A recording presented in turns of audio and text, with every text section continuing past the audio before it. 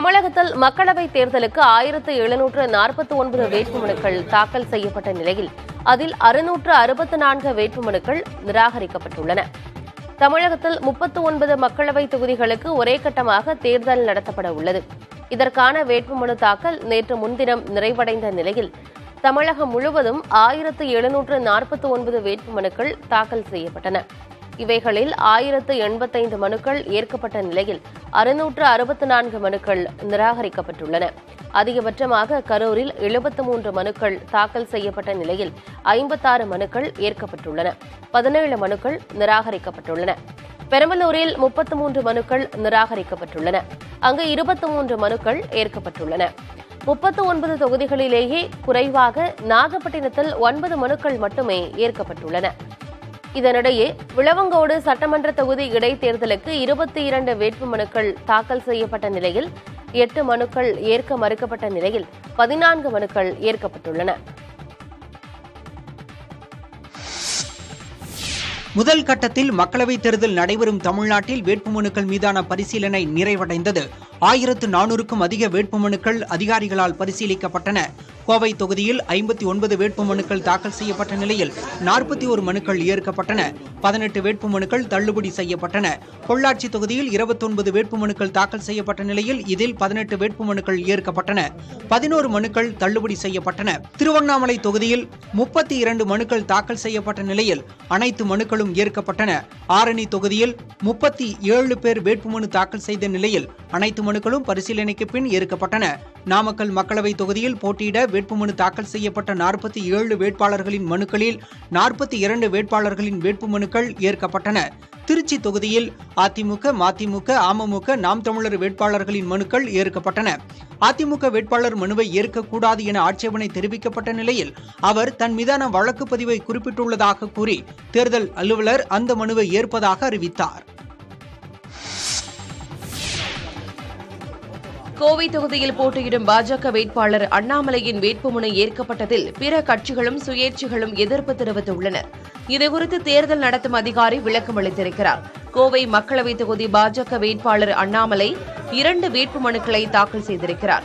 எண் 17 மற்றும் எண் 27 என 2 வேட்புமனுக்களை அண்ணாமலை சார்பில் தாக்கல் செய்யப்பட்டதாக மாவட்ட தேர்தல் அலுவலர் கிராந்திகுமார் பாட்டி தெரிவித்துள்ளார். இதில் நம்பர் 17 வேட்புமனுவில் கோட்பி பத்திரம் மற்றும் கையெழுத்தில்லாமல் இருந்ததால் அந்த வேட்புமனு நிராகரிக்கப்பட்டதாகவும், எண் 27 நான் ஜுடிஷியல் பத்திரமாக தாக்கல் செய்யப்பட்டுள்ளதால் அந்த வேட்புமனு அங்கீகரிக்கப்பட்டதாகவும் புதிய தலைமுறைக்கு மாவட்ட தேர்தல் அலுவலர் கிராந்திகுமார் பாட்டி விளக்கம் அளித்திருக்கிறார்.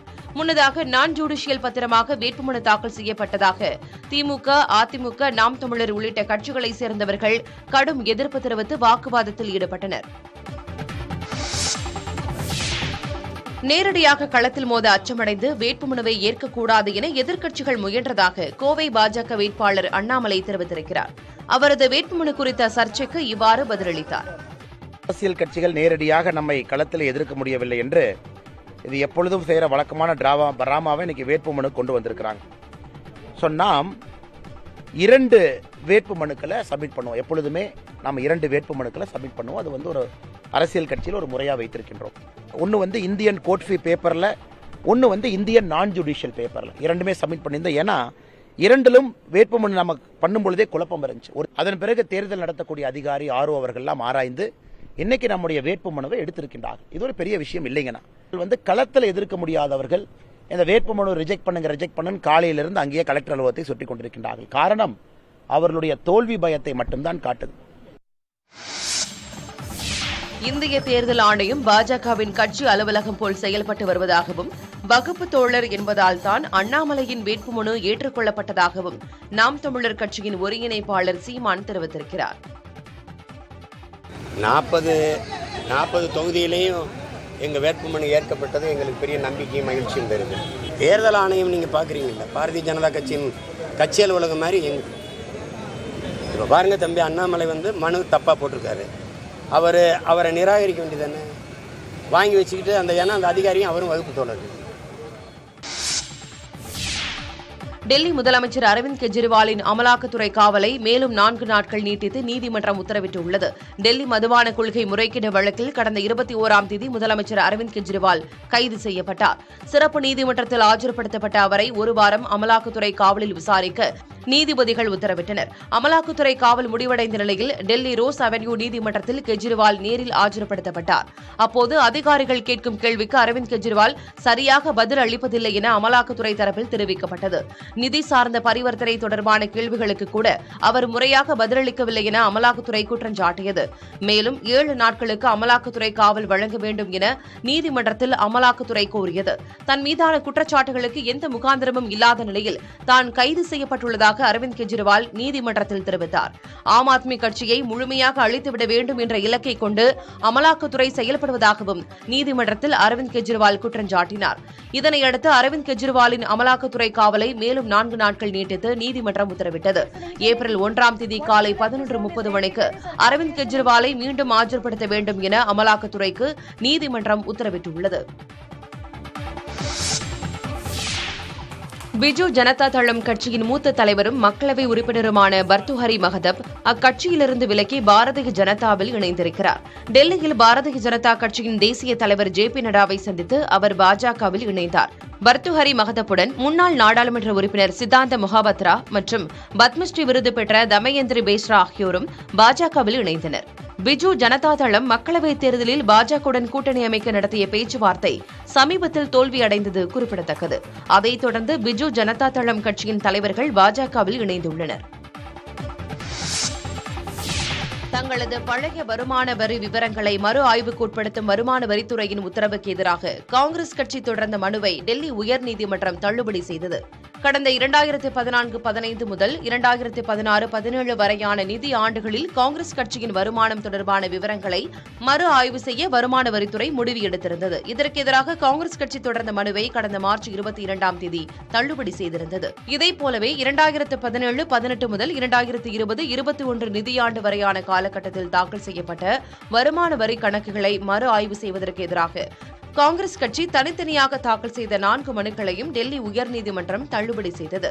காங்கிரஸ் கட்சியிடமிருந்து 115 கோடி ரூபாய் வரி பாக்கியை வசூல் செய்வதற்கு வருமான வரித்துறைக்கு வருமான வரித்துறை தீர்ப்பாயம் அனுமதி அளித்ததற்கு எதிரான மனுவையும் டெல்லி உயர்நீதிமன்றம் ஏற்கனவே தள்ளுபடி செய்திருந்தது.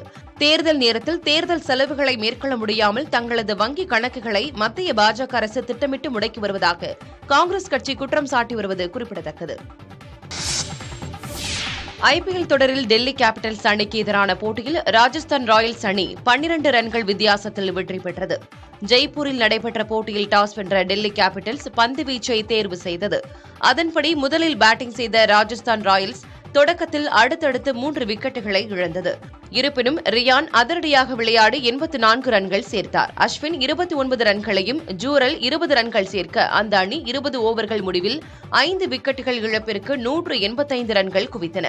வெற்றி பெற 186 ரன்கள் என்ற இலக்குடன் களம் கண்ட டெல்லி கேபிட்டல்ஸ் தொடக்கமே அதிரடி காட்டியது. வார்னர் 49, மார்ச் 23 ரன்கள் சேர்த்த ஆட்டமிழக்க அடுத்து வந்த ரிக்கி டக் அவுட் ஆனார்.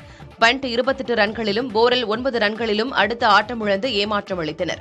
ஸ்டப்ஸ் அக்ஷர் நிதான ஆட்டத்தை வெளிப்படுத்திய போதும் அபிஷ் கான், சந்தீப் ஆகியோரின் சிறப்பான பந்து வீச்சால் 20 ஓவர்களில் டெல்லி அணி 5 விக்கெட்டுகள் இழப்பிற்கு 173 ரன்கள் மட்டுமே எடுத்து தோல்வியை தழுவியது.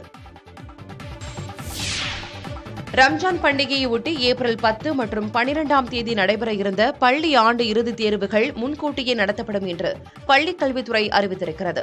தமிழகத்தில் மக்களவைத் தேர்தல் நடைபெறவுள்ளதால் 1 முதல் 9ஆம் வகுப்பு வரையிலான மாணவர்களுக்கு ஆண்டு இறுதித் தேர்வு ஏப்ரல் 2ஆம் தேதி தொடங்கி 12ஆம் தேதி வரை நடத்தப்படும் என்று பள்ளிக் கல்வித்துறை தெரிவித்திருந்தது. இந்நிலையில் ரம்ஜான் பண்டிகை கொண்டாடப்பட இருப்பதால் பள்ளி மாணவர்களுக்கான தேர்வு தேதியை மாற்றம் செய்ய வேண்டும் என்று கோரிக்கை எழுந்திருக்கிறது. இதனை பரிசீலித்த பள்ளிக் கல்வித்துறை கீழ் உள்ள தொடக்க கல்வித்துறை 4ஆம் வகுப்பு முதல் 8ஆம் வகுப்பு வரையிலான மாணவர்களுக்கு ஏப்ரல் 10ஆம் தேதி நடைபெற இருந்த அறிவியல் பாடத் தேர்வு ஏப்ரல் 4ஆம் தேதியும், ஏப்ரல் 12ஆம் தேதி நடைபெற இருந்த சமூக அறிவியல் தேர்வு ஏப்ரல் 6ஆம் தேதியும் நடத்தப்படும் என்று அறிவித்திருக்கிறது. தேர்வு தேதிகள் மாற்றத்தை அந்தந்த பள்ளிகள் அளவிலேயே செயல்படுத்திக் கொள்ளவும் அறிவுரை வழங்கப்பட்டிருக்கிறது. காவிரி நீர் மேலாண்மை ஆணையத்தின் 29வது கூட்டம் ஏப்ரல் 4ஆம் தேதி கூடுகிறது. கூட்டத்திற்கு தமிழ்நாடு, கர்நாடகா, கேரளா மற்றும் புதுச்சேரி மாநில அதிகாரிகளுக்கு ஆணையத்தின் தலைவர் எஸ்.கே. ஹல்தர் அழைப்பு விடுத்திருக்கிறார். கடந்த மார்ச் 21ஆம் தேதி நடந்த காவிரி நீர் ஒழுங்காற்று குழு கூட்டத்தில் பிப்ரவரி, மார்ச் மற்றும் ஏப்ரல் ஆகிய மாதங்களுக்கு 2.8 TMC வீதம் நீர் வழங்க பரிந்துரை செய்யப்பட்டிருந்தது. இதையடுத்து பெங்களூரு குடிநீர் தேவைக்காக காவிரியிலிருந்து கூடுதல் தண்ணீர் வேண்டும் என கர்நாடகா கோரிக்கை வைத்துள்ளது. கர்நாடகாவின் இந்த கோரிக்கைக்கு தமிழ்நாடு எதிர்ப்பு தெரிவித்திருக்கிறது. இந்த கூட்டத்தில் வழக்கமான விவாதங்களுடன் மேகதாது அணை விவகாரம் பற்றியும் பேசப்படலாம் என எதிர்பார்க்கப்படுகிறது. தஞ்சாவூர் மாவட்ட ஆட்சியர் அலுவலகத்தில் வேட்புமனு பரிசீலனையின் போது ராணுவ உடையில் வந்த ஒருவர் உறுதிமொழி ஏற்கும் மேடையில் ஏறி உரையாற்றியது நகைப்புக்கு உள்ளானது. தஞ்சை மாவட்ட ஆட்சியர் அலுவலகத்தில் வேட்புமனு பரிசீலனை நடைபெற்றுக் கொண்டிருந்தது. அப்போது ராணுவ உடையில் வந்த ஒருவர் அங்கிருந்தவர்களுடன் சகஜமாக பேசிய நிலையில் திடீரென வேட்பாளர்கள் உறுதிமொழி ஏற்கும் மேடையில் ஏறி உரையாற்றத் தொடங்கினார். பாதுகாப்பு படையில் இருப்பதாகவும் 3வது முறையாக தான் போட்டியிடுவதாகவும் கூறினார். சிலிண்டர் விலை, அரிசி விலை எல்லாம் உயர்ந்துள்ளதாக கூறியவர் தன்னை இந்த முறை தேர்ந்தெடுக்காவிட்டால் யாராலும் உங்களை காக்க முடியாது என கூறினார். வாக்களிக்கவில்லை என்றால் விரலை உடைப்பேன் என பேசினார்.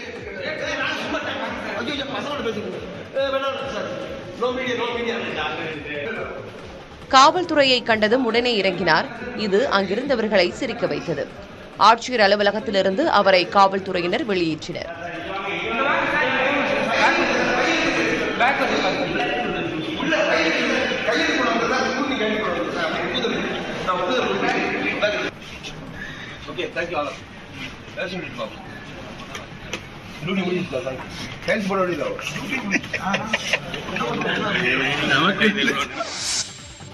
லோகேஷ் கனகராஜ் இயக்கத்தில் ரஜினிகாந்த் நடிக்கும் 171வது படத்தின் போஸ்டரை படக்குழு வெளியிட்டுள்ளது.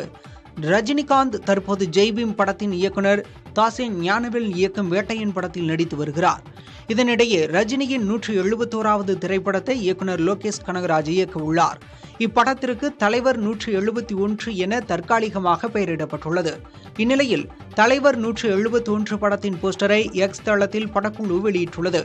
இந்த படத்தின் டைட்டில் அடுத்த மாதம் 22ஆம் தேதி வெளியாகும் என அறிவிக்கப்பட்டுள்ளது. சேலம் தொகுதி திமுக வேட்பாளர் செல்வ கணபதியின் மனு நீண்ட பரிசீலனைக்கு பிறகு ஏற்கப்படுவதாக தேர்தல் ஆணையம் அறிவித்திருக்கிறது.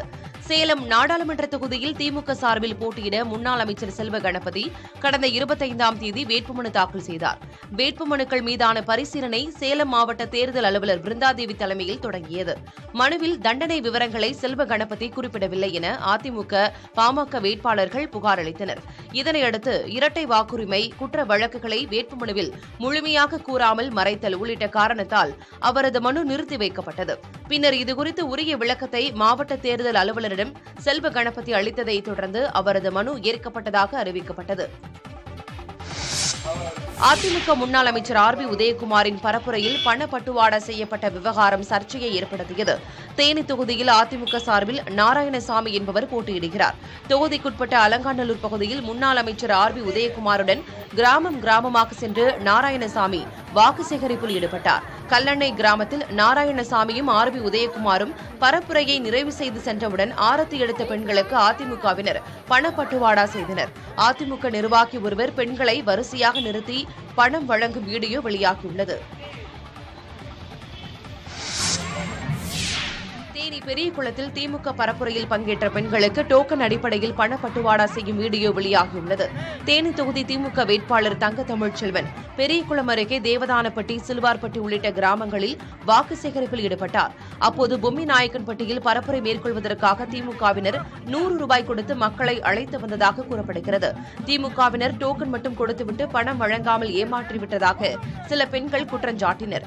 மேலும் கையில் 100 ரூபாய் நோட்டு கட்டு வைத்திருக்கும் திமுக தொண்டர் ஒருவர் பெண்களுக்கு பணம் வழங்கும் வீடியோவும் வெளியாகியிருக்கிறது.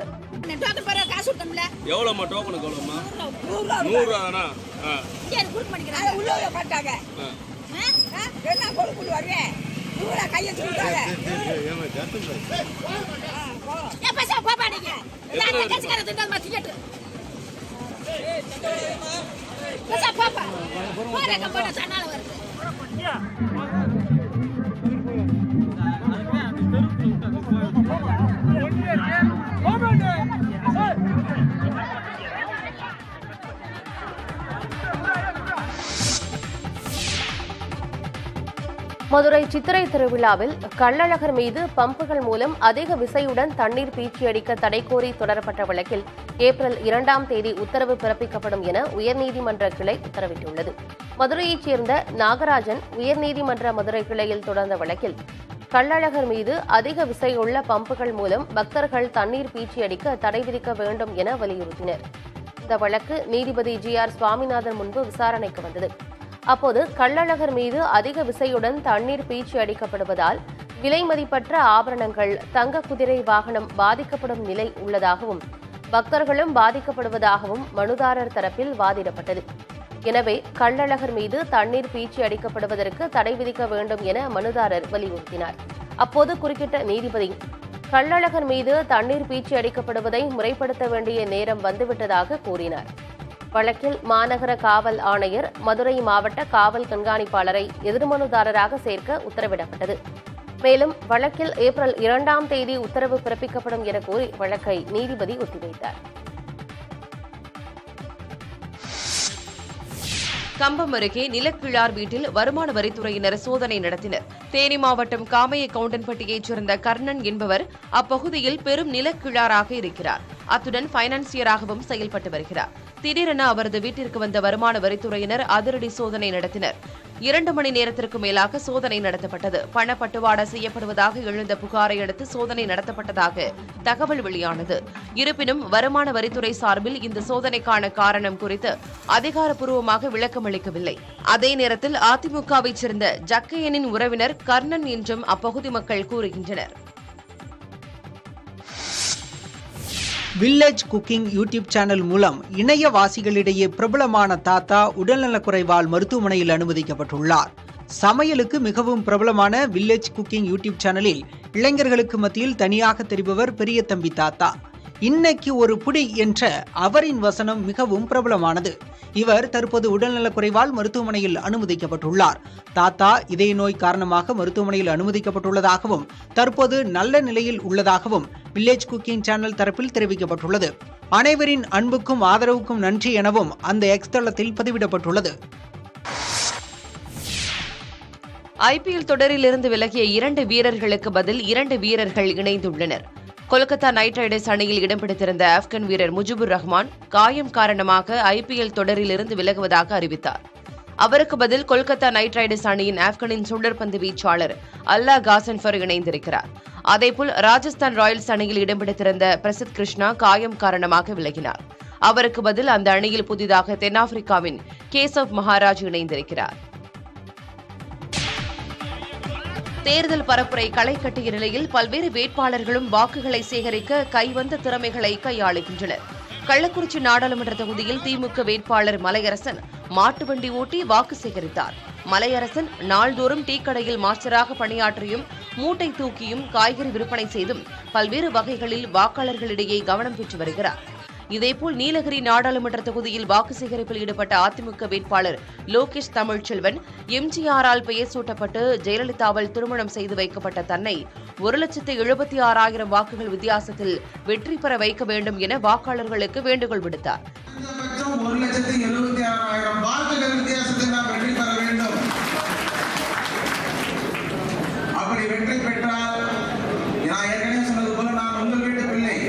கிருஷ்ணகிரி தொகுதியில் அதிமுக வேட்பாளர் ஜெயபிரகாஷ் உருது பேசி வாக்கு சேகரிப்பில் ஈடுபட்டார்.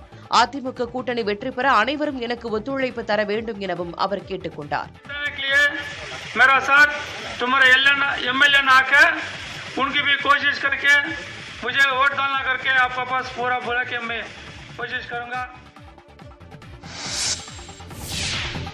நெல்லை மாவட்டத்தில் பல மாதங்களாக குடியிருப்பு பகுதியில் தேங்கியிருக்கும் நீரை வடிய வைக்க நடவடிக்கை எடுக்கப்படாததை கண்டித்து மக்களவைத் தேர்தலை புறக்கணிக்க உள்ளதாக அப்பகுதி மக்கள் அறிவித்துள்ளனர். தென் மாவட்டங்களில் கடந்த டிசம்பர் மாதம் பொழிந்த வரலாறு காணாத மழையினால் கடும் வெள்ளம் ஏற்பட்ட நிலையில் பல இடங்களில் சேதங்களும் ஏற்பட்டன.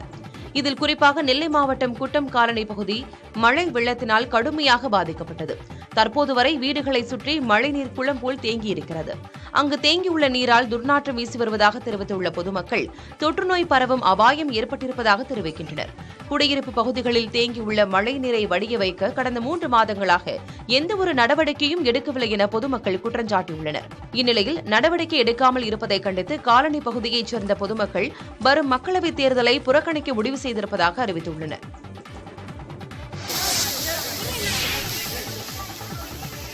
செங்கல்பட்டு மாவட்டம் காட்டாங்குளத்தூர் எஸ்ஆர்எம் வள்ளியம்மை பொறியியல் கல்லூரியில் வேளாண்மை பொறியியல் துறை மாணவர்கள் 8 வகை சிறுதானியங்களை பயன்படுத்தி 1000 விதமான தோசைகளை 1 மணி நேரத்தில் தயாரித்து சாதனை படைத்துள்ளனர். சிறுதானிய உணவுகளை மாணவர்கள் மத்தியில் ஊக்குவிக்கும் வகையில் ராகி, வரகு, திணை, சாமை, குதிரைவாலி, கம்பு, சோளம், பனிவரகு போன்ற சிறுதானியங்களை பயன்படுத்தி முடக்கத்தான் தோசை, கீழாநெல்லி தோசை, பொன்னாங்கண்ணி தோசை, வாழைப்பூ தோசை, தூதுவளை தோசை, சர்க்கரை வள்ளிக்கிழங்கு தோசை போன்ற 1000 வகையான தோசைகளை 100 மாணவர்கள் செய்து சாதனை படைத்தனர். கலாம் புக் ஆஃப் ரெக்கார்ட்ஸ் நிறுவனர் குமரவேல் உலக சாதனை சான்றை கல்லூரி முதல்வர் முருகனிடம் வழங்கினார். கல்லூரி இயக்குநர் சிதம்பரராஜன், துணை முதல்வர் விசாலாட்சி உள்ளிட்டோர் பங்கேற்றனர்.